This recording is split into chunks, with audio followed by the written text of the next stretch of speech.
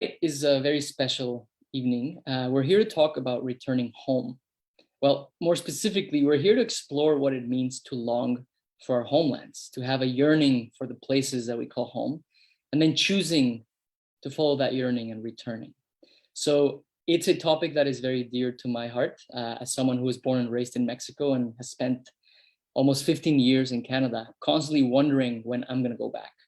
And I know that it's a very profound question for a large portion of people across this country and in places around the world with large diasporas. And as you will learn, it is an especially profound question for our guest author tonight. So let me introduce our speakers. Tamara, Kamal, can you please join me on stage? Hello, Jorge. Hello, everyone. Hello. Nice to see you. Tamara Khandaker is a reporter and producer who lives in Toronto. Until recently, she was a host of The Decibel, which is the Globe and Mail's daily news podcast. And previously, she was a producer for CBC and Global News and a staff reporter for Vice News and the Toronto Star. Thanks for joining us all the way from Toronto. Thanks for having me. And Kamal Al-Solaylee is the new director of the School of Journalism, Writing and Media at the University of British Columbia. So a big win for the UBC school. He is also the author of 3 powerful books. His best-selling memoir, Intolerable, which won the Hilary Weston Writers' Trust Prize for Nonfiction. Then his second book, Brown, won the Shaughnessy Cohen Prize for Political Writing, and it was also a finalist for the Governor General's Literary Award for Nonfiction. And his new book, and the reason we're here tonight, is called Return. It is a moving, emotional book, and I cannot recommend it enough. Now, it's the kind of book that I personally had to take my time to read in order to fully process all the stories and all the reflections in it. And it's full of markings inside from my pen. Now, if you're looking for holiday gifts for the intellectually curious people in your life, this is a great one. And it's not just me who thinks this. The Toronto Star just selected Return as one of their top 25 books for holiday gifts. And the Globe and Mail just put it on their books we loved list for the year as well. Of course, we have copies at the library because we're a library. And so if you like borrowing books, we have 11 copies, I believe, with a lot of holds right now. But also I encourage you to buy books and support the author. Now, let's get this conversation started. Tamara, Kamal, great to have you and take it away. Thank you so much. Thank you. Hello. Hi, everyone. Thank you so much for being here.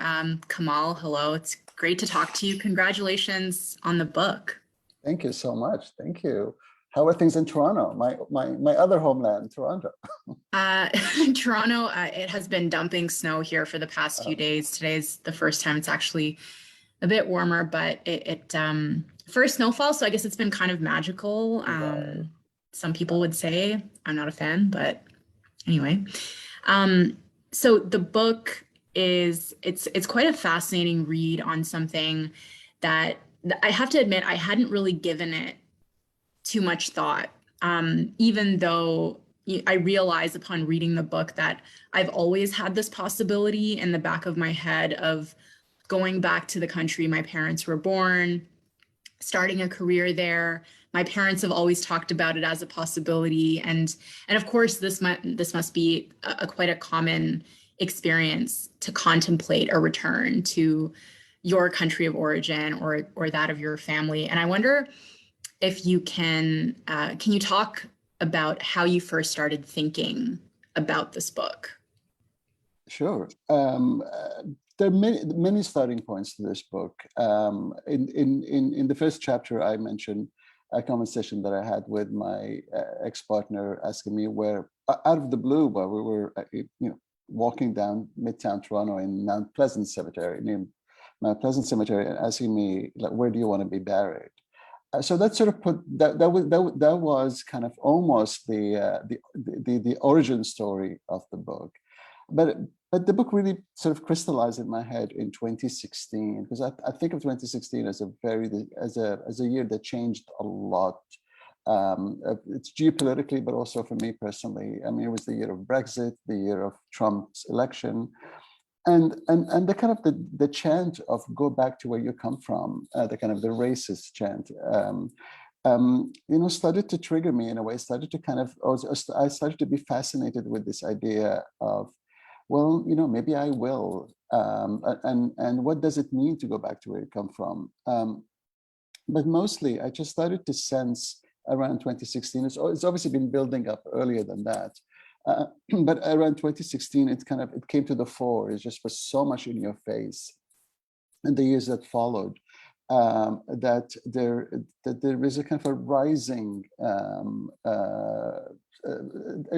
let's just a rise in anti-immigrant sentiments, in racial tensions, in people of color particularly feeling vulnerable, sort of hate crime, like escalation in hate crime. And I started to think, what would it be like not to have to deal with that? What it would be like to be in the place where you look like everyone else, where you're part of the main narrative. You're not the minority. You're not a marginalized person.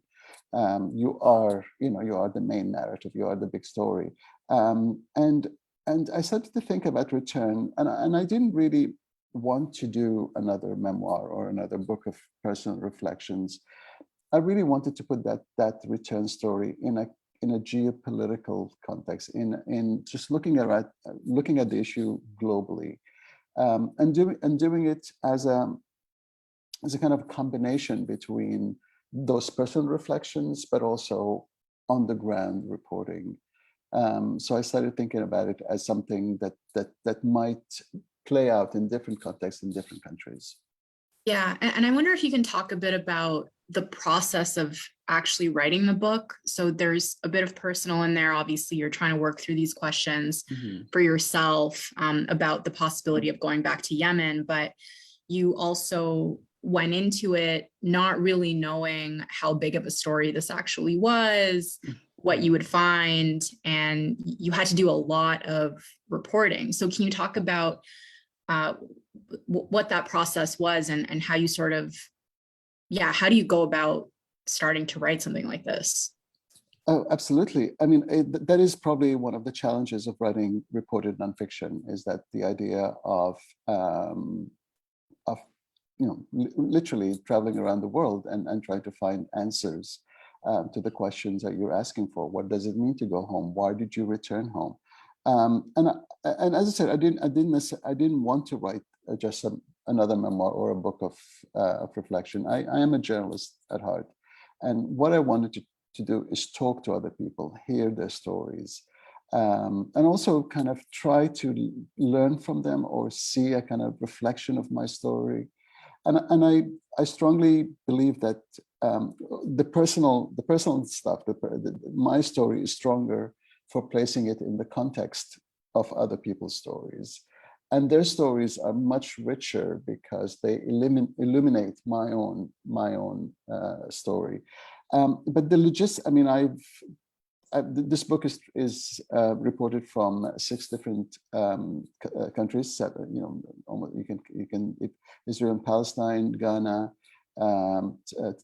Taiwan, Jamaica, and the Basque Country. I feel I may have left one, but Ireland. Ireland, yeah. No, Northern Ireland. You read the book much. How embarrassing. No offense to anyone, because that was a terrific trip to Belfast. And it's a process. I mean, each of those chapters took months of planning and trying to establish contact in those countries. And usually all you need is really one good contact that may open doors for you. You know that from your work as a journalist, I'm sure, Tamara. So, and then you start having some of these conversations online before you go, and establish. You see if these people are willing to talk to you at length, and then you go there and you just see what happens. You leave room for meeting. You leave room for unplanned meetings, and then you go from there. And the process is really, it's just to interview and listen first, and then transcribe the interview, and then try to find a way to balance those interviews with whatever sort of personal narrative I have to the through line in the book is really my story as well. So you talk about how things started to change in the West starting like around the time of the election of Donald Trump. But your first book was partly about leaving Yemen, and you obviously left for a reason. Now you feel this pull to go back. And maybe for people who aren't familiar with your story, can you tell us about why you left in the first place? And maybe answer that question first, and then I'll ask you my follow-up. Yeah, sure. I mean, I left Yemen when I was 24. I grew up in Beirut and Cairo, and both my family is from Yemen. So I kind of left Yemen twice. Once as a child when I was 3 years old. I had no say in that matter with the whole family. And then I returned to it when I was 22 with my family for a couple of years, with the idea that we lived there. This is our homeland. We have returned. So that was like the first big return. And that lasted exactly 2 years because I had come out as a gay man before we returned. And Yemen was an incredibly hostile place to grow up or to live as a gay man. And I knew that I had to get out. So that's the reason I left. And I went to England to study English literature and all the way to a PhD level. And then came to Canada in 1996, which is just over 25 years ago now. And what about Yemen now do you think is pulling you back? Yeah, I mean, that is a really good question and a tough question. Nothing about the call to Yemen is rational at all. It's incredibly irrational and it's very personal. So I'm not sure if what I'm about to say will make sense to some people. As you know, as everyone who's sort of following the region knows, Yemen has been sort of mired in this war since 2015. It's actually kind of technically started in September 2014. And it has become one of the most catastrophic humanitarian crises in the world. We're talking about a country where more than 3/4 of the people are food insecure, famine, cholera, now COVID. And my family is actually still there. Here I am talking to you from beautiful Vancouver. But my siblings, because both my parents are dead, my siblings and my nephews and nieces are all in Yemen, mostly in Yemen. And I really, call it survivor's guilt. I don't know. I mean, I just started to feel really terrible about the privileged life that I've had in Canada, in Toronto, and until 3 months ago, I came to Vancouver. And I started to feel that I need to be closer to them. I need to spend time with them. I've been away from them for 33 years. And I need to reconnect with them somehow. I need to reconnect with that country. I need to make amends somehow for turning my back to it. And none of that makes sense because I can confidently speak on behalf of my families that the last thing they want right now is this really Canadianized, gay, older. I'm in my 50s now, going back, and they just don't have the capacity to deal with that. And the last thing the country needs is this UBC journalism professor going back to Yemen. So I know it doesn't make a lot of sense, but it's the pull of the family, the setting. And in the book I talk a lot about our kind of family home. We've had a little family home in Aden. This is where I was born and where my parents got married and where all my siblings were born. That has been continuously in our possession despite more than 20 years of communism, where all my father's belongings and properties were confiscated. But for some reason, this little house on the hill has always belonged to us since my father built it for his parents in the 1950s to keep them away from my mother because they were nagging the hell out of her. And that house has become kind of a shelter for my family during crisis as well. And it is a romantic, it's sentimental, but I just want to spend time there. I want to be closer to the memory of my parents, particularly my mother, to whom I was very close.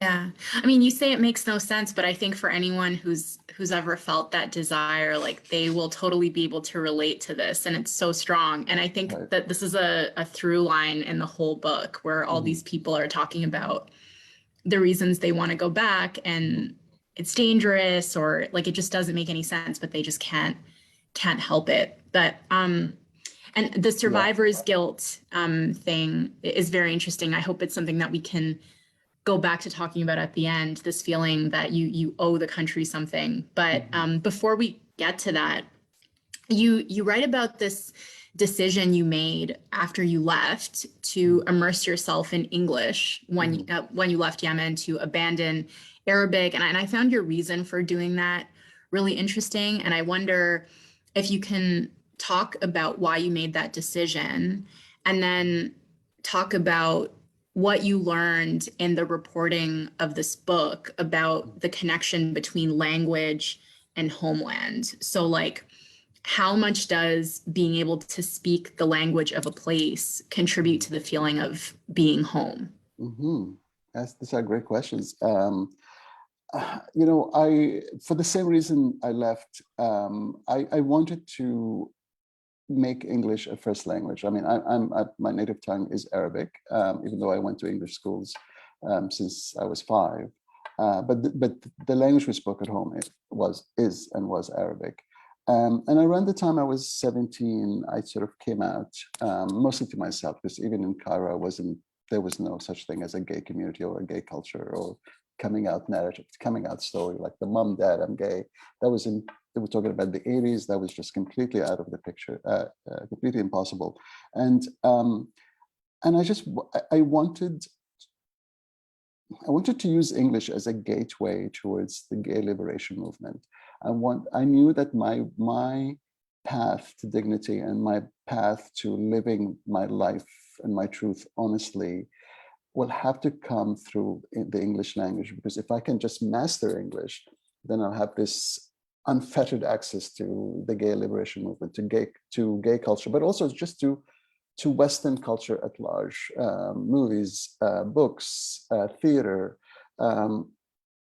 So I kind of made a pact with myself to suppress Arabic, to stop speaking it, and to just try to immerse myself to English, like to actively try to make English my first language in a way.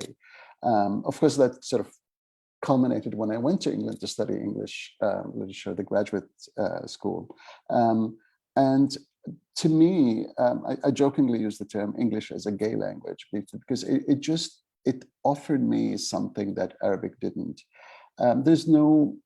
In Arabic, I can't even think of the equivalent of the word gay, for example. And although there more recently, there have been attempts to sort of reinvigorate the language and use less hostile words to describe same-sex desire.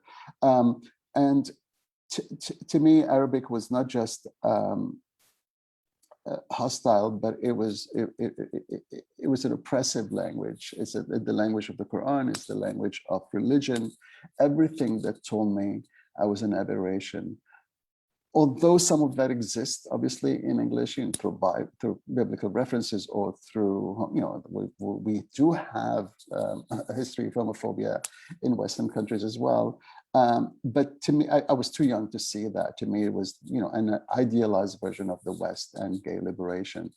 And actually, let me backtrack. It wasn't really idealized. It was actually, everything came true. Like, I did have this wonderful life as a gay man in England, and then when I first arrived in Canada, and I owe it all to the English language. To be perfectly honest, I don't think I could have an open gay life in Arabic. I've actually, 2 of my partners over the years have been other native speakers of Arabic, whether it was Syrian or another Yemeni, and neither one of us ever spoke to each other in Arabic except in some kind of teasing context. Because we conducted that relationship and our identities in English. Mm-hmm. So I remember there was a part in the book I don't remember which chapter this was in, but someone's speaking about, I guess it was in the Basque region where they're talking about the importance of preserving the language because otherwise it's gonna die out. And I wonder if you feel that on any level. Like, do you feel guilty about not being able to speak Arabic? I didn't at the time, and I still don't. It's an entirely personal reflection, or entirely personal experience. Just because the Arabic language is alive because of the very high birth rates in a number of the Arab countries. I think in the same chapter I mentioned that when I last lived in Cairo in the 1980s, the population was close to 50 million. Right now is just over 103 million or something like this. So it almost doubled in just under 40 years. So it is also the language of the Quran. It's the official language of Islam. So it is. It's not going to die just because I don't speak it. That loss is extremely personal and internalized. In places like the Basque region, where the Euskera, the language of the Basque people, is already a minority language within Spain.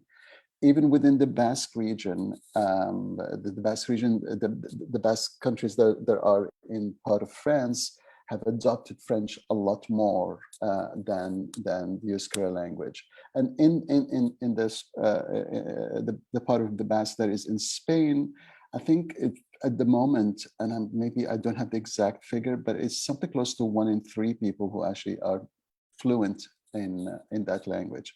So a lot is invested in the language to preserve the Basque identity, to preserve Basque nationalism.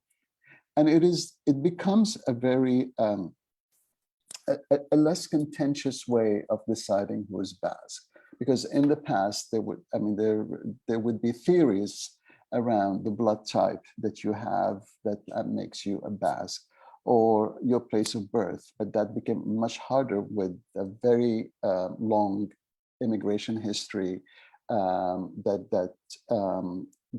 Like a very long immigration history that so many people left the Basque country, so you can't actually say where you were born in the Basque region makes you a Basque.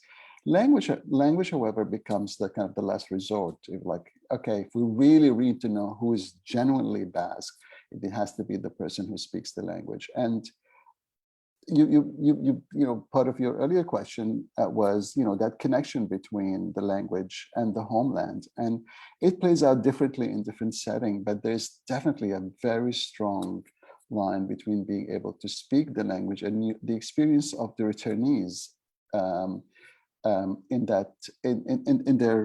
their sort of homeland. And one of the ironies is that a number of people who return don't actually speak the language of the homeland that they have yearned for anymore. Especially we're talking about second or third generations who may.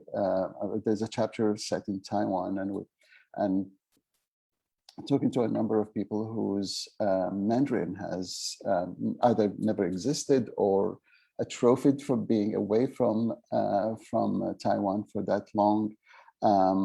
And they look like everyone else, they pass for everyone else, they even work, but they are conducting Mandarin at a level of, a 10-year-old child or something, at the very basic level of ordering from a menu, telling a cab driver where to drop them off. And it sort of, there are many other instances in the book where the language becomes one way that the nation state tries to reinforce its connection to the returnees. So again, to use the example from Taiwan, there would be free language schools for returnees, or as part of a cultural trip. The other example, of course, would be in Israel, and I refer to it in the book, which is the birthright trips. But also, once you decide to go and return to Israel, if you're a Jewish person, the Ulpan, the language schools that teaches everyone Hebrew, it's like a compulsory 6 months training in order to be able to function in the country with Hebrew. There are other instances in the book. I mean, one of the other ones that comes to mind is for Jamaicans who were forced to return to Jamaica, the deportees. And they, in most cases, they are Canadian or American who spent all their lives in New York or Toronto or in London. And yes, they may understand, local Jamaican accent, but they don't speak it in this exactly the same accent. So, so you have, in order, I mentioned in the book kind of an arrival guide that issued in part by the British government for British deportees that encourages them not to speak in English accent, but to speak in the local patois, the local Jamaican accent, which makes language and accents kind of like almost like a party trick. For most of these people, they don't know how to speak that way because they were born and raised outside of Jamaica. But language and accent becomes one way to tell who's truly from this homeland and who has come from foreign. Mm-hmm. So another question, I guess, like kind of related to the Basque region. I didn't know this, but a lot of people from that region moved to Venezuela. Mm-hmm. And so you write about how the Venezuelans whose ancestors are from the Basque region chose to move back to the Basque region in recent years, escaping the ongoing humanitarian crisis in Venezuela, even though they themselves had no real connection to that part of the world. Maybe they were several generations removed. Can you talk about some of the return stories that you heard that kind of stuck with you, like what those narratives were and what they taught you about the idea of a homeland and why people would decide to return to places that they don't really have any real connection to? Right.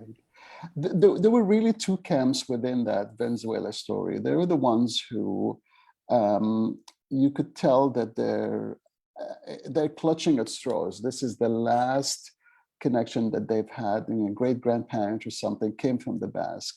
They need to immigrate to Spain, which is part of the European Union, obviously, much higher standard of living than what Venezuela is at the time. And they claim that Basque lineage as a way of getting into and being accepted in the Basque country. And the Basque, and the dominant political party in the Basque region has a motto, which is a homeland for the Basque, a homeland for everyone. But then the other side of it are people who may be second or third generation, but they grew up under parents or grandparents who have instilled in them Basque history, Basque language, brought them back to the Basque for trips, summer holidays, put them in some of the cultural centers where they learn about Basque culture and maybe even learn the language. So in times of crisis, and when it came to when the situation in Venezuela gets so bad, incredible, ridiculously high inflation, violence, complete like breakdown of civil society. I mean, these people immediately turned to the motherland, to the homeland, and they came with expectations. They expected the Basque region to open its doors to them. There were, in some of the interviews I've done, not all of them are in the book, there was almost a sense of shock and disbelief that that the immigration authorities might even doubt their connection to the Basque. To them, the fact that they're across the ocean and further south and have been away from it, or like the families have been away from it for generations, is just a kind of a footnote but the connection is unbreakable in a way to them. They identify as they may be from Latin America, but they identify as Basque. That the Basque part is really important. So to me, that was the first reporting trip for the book, and that was like being thrown into the deep end of homeland attachments in a way, because, as I said, yes, in some cases there were like that older gentleman, Jose Ramos, who left the Basque as a young man in his 20s to study in England, and then so that I can see why he would go back in his late 70s, 80s, because he wanted to, to be buried in his homeland. But for the other people that I spoke to, and in general, it was quite an insight into this connection to the homeland. Yeah. Yeah, it's so interesting. You also write about Jamaicans who want to go back, and there's like a it seems like there's a whole industry around people who want to go back to Jamaica from countries like Canada and the US, despite the violence that there's like reports of violence being perpetrated against Jamaicans from abroad who return because they're seen as really wealthy, etc. They become targets. A lot of people still ignore those warnings, and they go back because they yearn to build a life in Jamaica. And I wonder what your understanding is of the pull that Jamaica in particular has for its people. And the second part to that question, sorry, I'm kind of rushing through this because I realize we're almost running out of time. I told you time flies when you do these notes. Yeah. And the second part to my question is, what do you think, like both of these stories, the people who are returning to the Basque and the people who are returning to Jamaica, tell us about people's adopted homelands, countries like Canada and the US, like what's pushing them out of these places? Right. Yeah. Right. Oh my God. Okay, these are two very big questions. These are basically the premises of the book. So just to kind of maybe just answer the Jamaica question, and I'm not Jamaican, obviously, so and I'm not going to speak on behalf of Jamaicans, but based on the reporting I've done, and based on the research and that I and the documentations that I have that I document in the book. The idea of owning a piece of the rock, the idea of becoming part of the landowners of Jamaica, the idea of returning to Jamaica, like I keep repeating myself. It is I found it probably the most romantic of all homeland return stories, because so many of the people who are returning have left in a different point in Jamaica's history, maybe before independence in the early 1960s. And the Jamaica that they remember is this idyllic Caribbean island of sunshine and beaches and easy life and the reggae or calypso or whatever music you grew up listening to, and the reality is completely different. The reality of returning in the 2010s, 2020s was completely different. But you said the word industry, and I think they're absolutely, you're spot on, because there's a huge real estate industry that tries to monetize or emotionally manipulate that desire by selling homes in different new developments. And I start that chapter by a sales pitch in Toronto about this new development in the western part of Jamaica, and it becomes about the fantasy of owning something of your homeland. You're just like, this is a piece that some of the people who left very poor, and they went to England or America, the US or Canada, to do the very labor-intensive jobs or very, very, and they worked really hard for 30, 40 years. And I think the ultimate reward is to just buy this home in the homeland. The reality is completely different, as I mentioned in the book. Very often they become a target for violent crime or break-ins, or manipulation, exploitation, whatever you want to call it. And so there is that part about specific to the Jamaica story, which is, which is completely understandable, especially when when you factor in the element of the weather. To be perfectly honest, when you talked about Toronto being the first snowfall, and you kind of long for the warmth, and the word warm and warmth comes up in a lot of the descriptions of Jamaican people who have returned. What does all of that say about our homeland is actually, that's a much more complicated question. It does say in some cases, particularly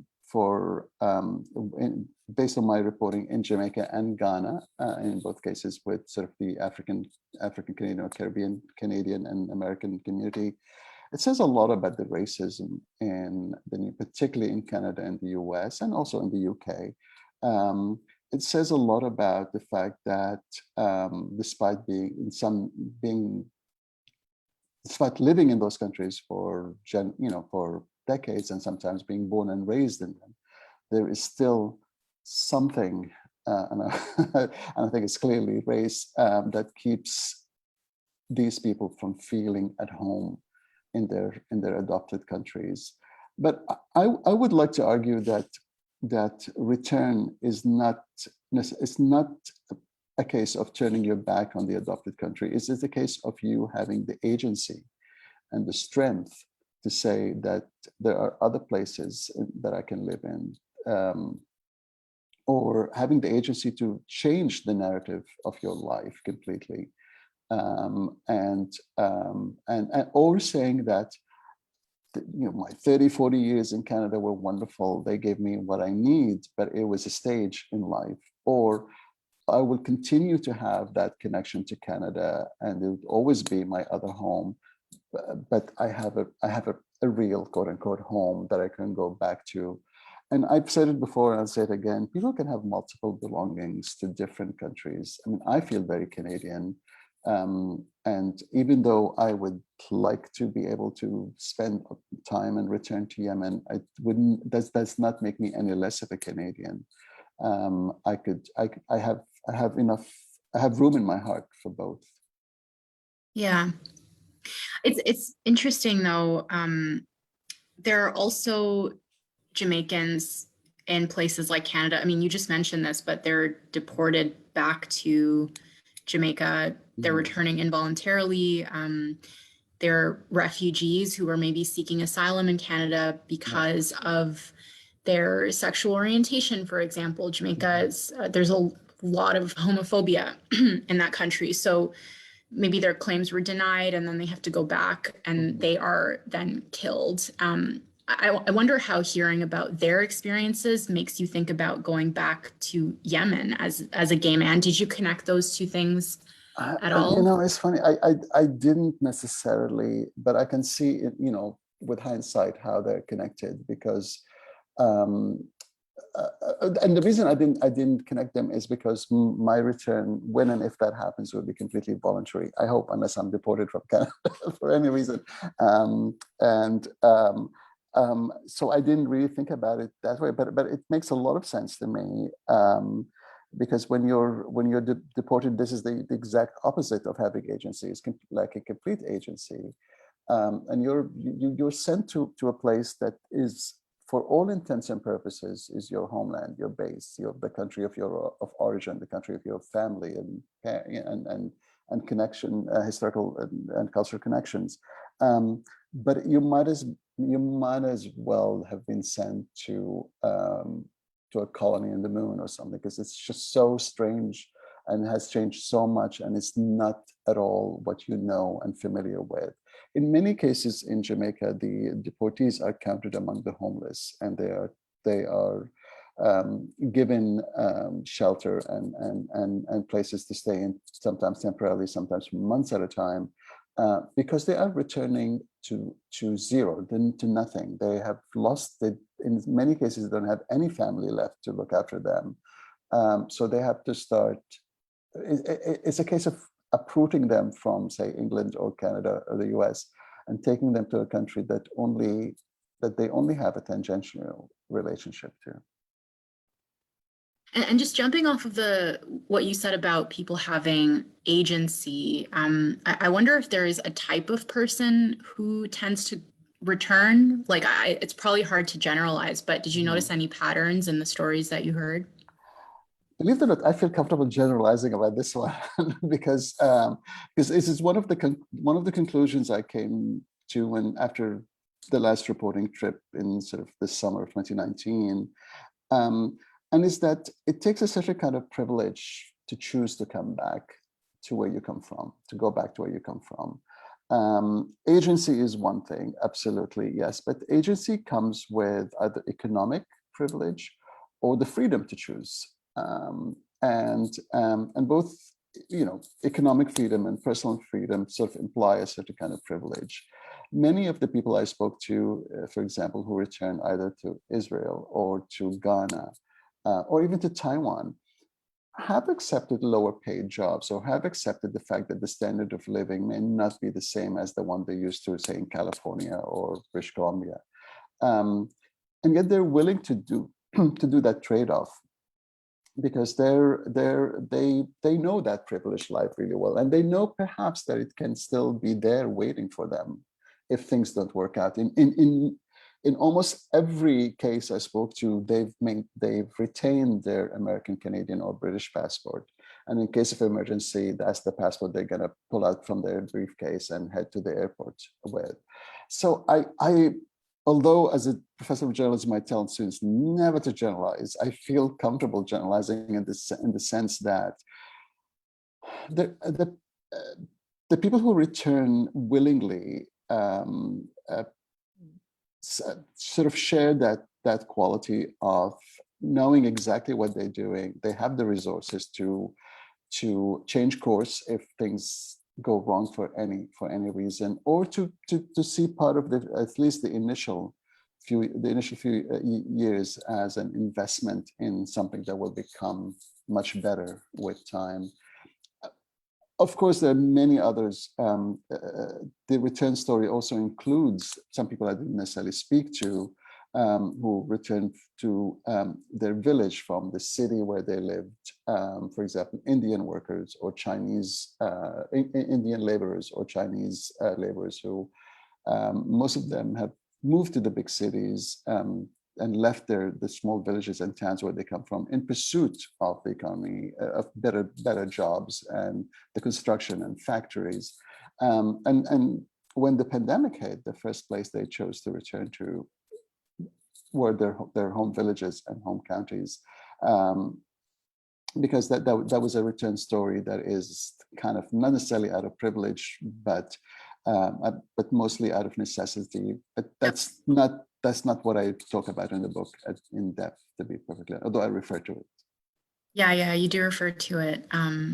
Yeah, that the India return story, when the lockdown hit, has been like one of the most devastating stories to follow for me personally. Mm-hmm. But so just going back to this, I know you set out to write, when you set out to write this book, you were kind of worried that there maybe wouldn't be enough material, that return maybe wasn't as common of a story. But what you found actually is that it's a huge story, but that it hasn't really been studied in the same way that like out migration has. So it hasn't been studied in the same way that we study why people leave their home countries to come to places like Canada. So why do you think it's so understudied as a concept? Oh God, many reasons. For one thing, not every country keeps track of how many of their citizens return or their nationals return. So it's really hard to study something if you can quantify it and collect data on. So that on one, whereas countries that receive immigrants usually have that data, like how many people are immigrating to this country, where they come from. Here in Canada, you have Statistics Canada that has all that information. So it's easier to study the outward migration. In my opinion, it's also return migration is not fully understood because it doesn't have the same narrative that outward immigration has. I mean, we think of outward immigration as a story of struggle and strife and bettering, going somewhere where you can have a better life for yourself and your children. And it comes wrapped up with this kind of sometimes feel good narrative about countries that are opening its doors to the huddled masses, the classic American story of migration. And yet when people return, sometimes there can be an implication, which I don't know, which I believed in initially, but I think after 4.5 years reporting this book, I no longer believe. There can be an impression that it implies defeat, it implies failure, that you went back because you couldn't make it in your adopted country, or you went back because you couldn't fit in. And while some of that may be true, it just makes the study of return migration slightly less I don't want to say glamorous, but there's just, speaking as a journalist, it doesn't have the story that we look for. So for example, we talk a lot about refugees crossing the Mediterranean, drowning in the Mediterranean, trying to get to Europe or trying to get through the English Channel. And just recently, there were 33 people who drowned trying to get from France to England. And we look at that story because we as journalists are trained to see that story, but we don't look enough at the fact that a number of European countries are giving incentives to these immigrants to go back to where they come from. The ones who actually made it into, say, Greece or the European Unions, often incentivize them by asking them to give them up to 2,000 euros, whatever, to go back to where they come from. That story, we as journalists don't talk about it enough because it doesn't have the same drama as the drowning and the suffering. I think maybe because we as journalists trade in the trauma of others. Yeah. There's a question here. I'm going to take some questions from the audience Sure. now because we have about 10 minutes. And Mandeep asks, some African Americans have returned to countries in Africa because they're fed up of the systemic racism in America. And can you comment on this? And there is actually a chapter in your book about Ghana and the return, the year of return movement. So maybe talk about that a little bit.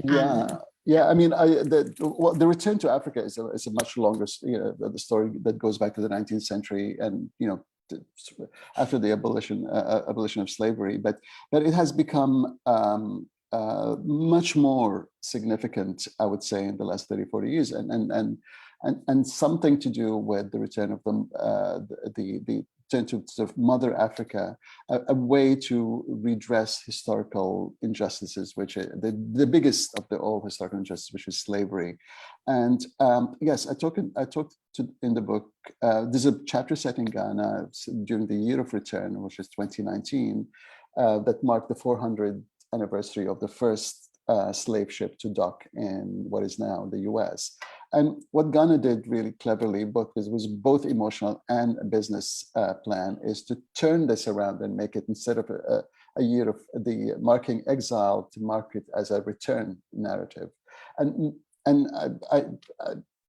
I would encourage the person who asked this question to look at the story of Kwame, one of the people I talked to in the book, who at 63 returned to Ghana, a country they had never set foot in before, and for the first time is living freely and openly as a Black man, is learning to live life again as a Black man after 6 decades of racial discrimination, of violence, of being afraid that his very skin color might get him into the bad side of the law.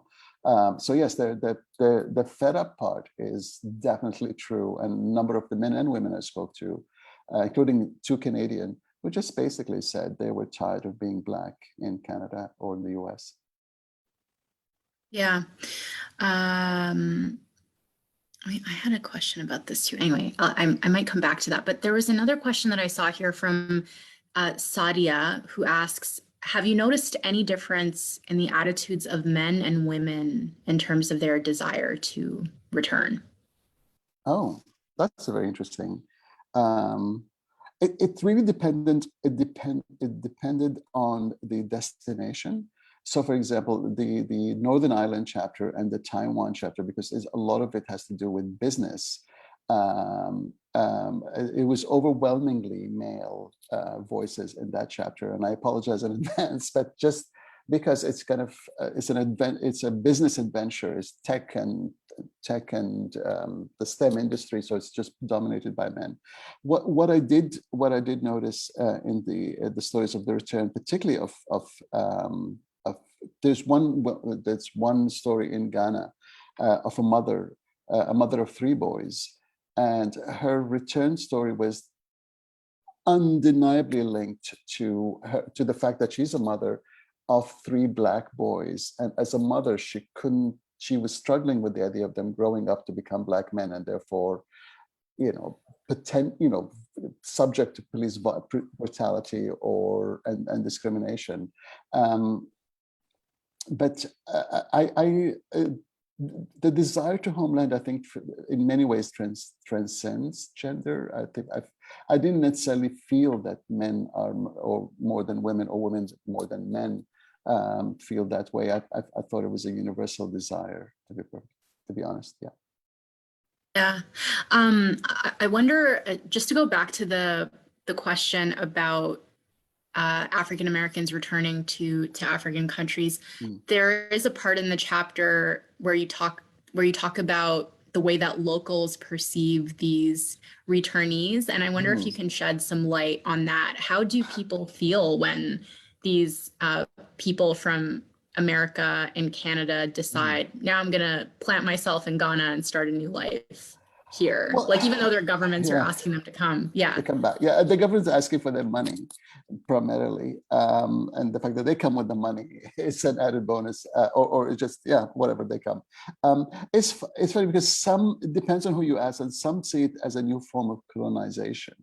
That these although they have the same skin color, they are of African descent, but they come back from let's just say America, and they come back with ideas that are very American, or they celebrate things like Juneteenth, which is like the end of slavery, or they do American Thanksgiving. And they feel that they bring in some American sort of colonizing influence into say a place like Ghana, and they also compete for the same jobs in countries that have lower employment or employment, just general employment issues. The last thing some of the locals need is someone who comes from the U.S. who could, born and raised in Brooklyn, comes in and takes a job away from a Ghanaian, and the discrepancy is even loud because they get a Ghanaian doing the same job would be paid a lot less and would be paid in sort of Ghanaian salary, whereas a Ghanaian American coming and do the job would be paid in as an expat, and therefore will be housed in an expat area, paid a lot of perks to come. So it's interesting. It's just there's a resentment that is building among those who haven't left, trying to deal with all these returnees who are suddenly coming with their money and their traditions, and they do see it as a form of kind of new colonialism. Oh, okay, sorry, Jorge, I just saw your message. I'll ask you one more question, Kamal, and then I think Absolutely. We can wrap for the night. So there was a part in the book that struck me, and you kind of touched on this throughout our conversation, but I just want to ask you directly. There's a guy in the book who goes to Taiwan from Canada, and he's talking about this sense of obligation that he feels to the country, and you find yourself asking him, don't you think you have a responsibility to help Canada, though? It almost sounds like you're feeling a bit protective over Canada or something like that. And I wonder how you think about that, because this is something that I think about a lot. Right. Like, what's my responsibility to a place like Bangladesh, where I wasn't born there, but I have so much love for this country that my parents are from. It's very poor. And that needs so much more help than a place like Canada does, versus Canada, where I've lived for like 20 years. Right. Yeah. Well, my answer would be exactly yours. Is this? I just feel like Yemen needs me and needs my resources a lot more than Canada does at the moment. Like, we are talking about a country that is in the ranking of the poorest country is like 1, but 2 closer to the very bottom. And I feel that the need is deeper and in Yemen than it is in Canada. And I was just trying to provoke, I think that's Jay, who was to provoke him into thinking, why doesn't he feel the same responsibility to Canada? Because at the time I was still, all these ideas were in my head. Like, my thinking on return and my thinking on dual allegiance is much more clearer. Although I still have a lot of questions. And I think, just to end, I started this book with the question, and if return is the answer, then what is the question? In a way, if return is an answer to our problem, so what is our problem? And that takes us back to our adopted homeland and our relationship with it. Great. I think I think that's a great note to end on. Jorge, I don't know if you wanted to come in and say anything. Yeah. Thank you so much for this conversation, Tamara, for guiding us through it. Also, everyone, for your questions. But thank you, Kamal, for sharing so generously. I think for those of us who've read the book and have been moved by it, just hearing you do interviews and explore certain parts of the book just enriches the experience of reading it. Thank you. So thank you for that. And Tamara, thank you for the way you took that conversation. Thank you both. Yeah, and so everyone that attended, thank you for being with us tonight. If you want to watch the event again, or if you want to share it with your friends, this event was live streamed to the library's Facebook page, so you can find it there. Candy's going to share a link in the chat where you can go directly if you want to share that. Also, we would love it if you gave us feedback about this event. Now, as a public institution, our job is to do programs that work for you. So your feedback is very important, so we keep getting better at this. So we're going to share a link on the chat, and please fill it out. It takes about a minute to fill out this form, and I promise you it doesn't end up in a black hole in the internet. Candy and I sit together every week, and we read your comments, and we figure out what went well and what we can improve for future events and other series. And so I just want to announce that this is the final event of the season from our cultural programming team. So thank you to everyone for supporting these events, for everyone who keeps coming back every week. I hope that we've been able to introduce you to new ideas and give you the opportunity to meet authors who hopefully have inspired you and enriched the way that you see the world. And I'm very excited to share the lineup of upcoming events for the spring. So stay tuned everywhere. You stay tuned for the library. So on our website, on our social channels.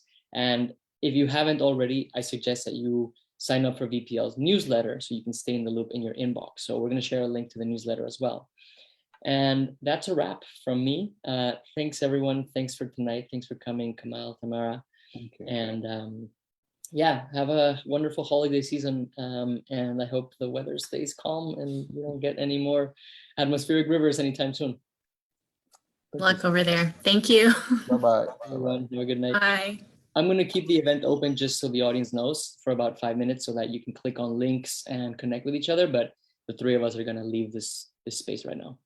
See ya.